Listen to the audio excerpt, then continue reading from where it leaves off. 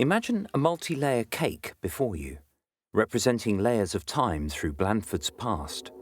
Right at the bottom is a dark layer of sediments from the Jurassic period, the time of dinosaurs, and bearing fossils of giant aquatic creatures like the huge ammonite on the floor to your right. Around 80 million years ago came the Cretaceous period, when warm, shallow seas rippled over much of southern England in a tropical climate, and great thicknesses of chalk were deposited. This forms the next white layer. But where did all that chalk come from?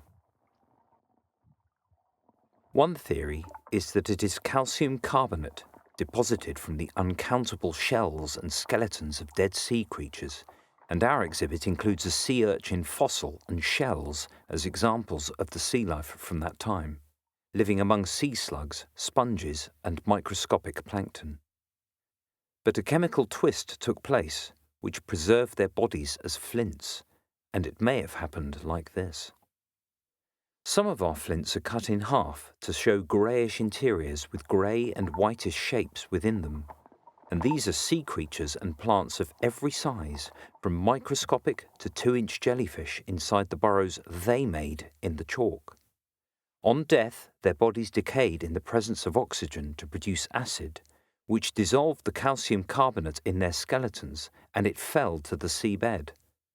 But as the calcium carbonate left each skeleton, it was simultaneously replaced by silica precipitated from the seawater, retaining the skeleton structure of creatures in the burrow and filling the cavity to envelop them. The silica eventually dehydrated and hardened into silicate quartz flints. When the sea receded and the chalk eroded, the hard flint burrows were left on the land, now a common building material in Blandford's walls and buildings. To give masonry a flat face, flints were often knapped or cut in half like ours, and perhaps we can think of each one as a frozen aquarium of sea creatures sited not that far from their underwater homes in the ancient chalk once high above us.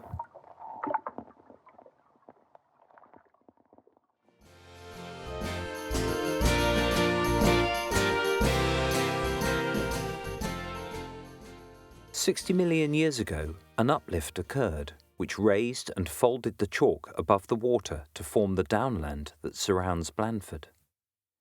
This chalk eroded, ending up to 200 or 300 metres lower today. On the new white landscape, tiny algae, lichen, plants and trees grew and rotted over millions of years to form new soil on top of the chalk, found in our next thick layer up, covering thousands of years of evidence of the human occupation of the Blandford area, where ancient streams and rivers left deposits over our countryside. On top of this is our tactile layer, a gritty sediment containing stone tools and the type of animal bones humans hunted and ate. From 500,000 years ago, early humans roamed our countryside, using flints to make tools. Starting on the right is a smooth, polished axe head about 3.5 inches long, made perhaps 6,000 years ago, and this is fitted into a wooden handle. Pick up a core stone from which actual blades were struck. It's a lump of fine-grained flint. In the sediment you will find many different sized bones of deer and other wild animals, including a sharp-beaked bird's skull. There's a small pelvis, limb bones. There's a small shoulder blade, a small mandible or lower jawbone of a herbivore, and a 5-inch mandible and teeth of a larger herbivore.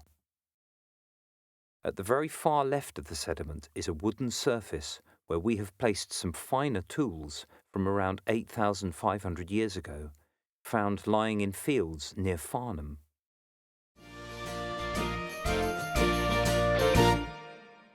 Most objects on the next layer up are behind a transparent panel. There are some oyster shells from someone's meal, perhaps from the Bronze Age. Further forward in time comes the Iron Age, and there are some Romano-British artefacts, including some curved orange clay tiles you can touch at the far left of the display. Further right is a sediment layer where you can handle red, grey and white tesserae.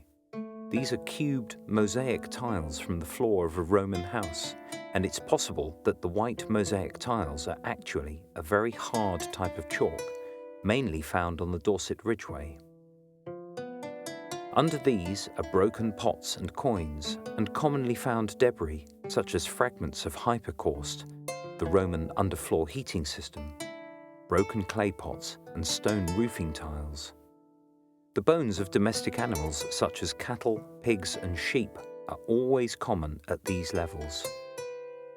At the bottom of the final layer are some encaustic or inlaid medieval tiles from Tarrant Crawford Abbey.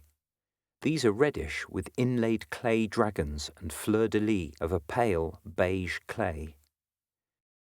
Behind the clay tiles, you can touch a chunk of scorched and blackened timber from a building burnt nearly 300 years ago in the Georgian fire of Blandford. The very top of the layer represents the build-up of 20th century rubbish, such as old bottles, broken crockery, and even an old shoe. This emphasizes what much of archaeology is about: the investigation of the discarded human rubbish of past times. What we throw away now may be the important finds of tomorrow's archaeological digs, accompanied by the same fascination for things from the past that we feel today.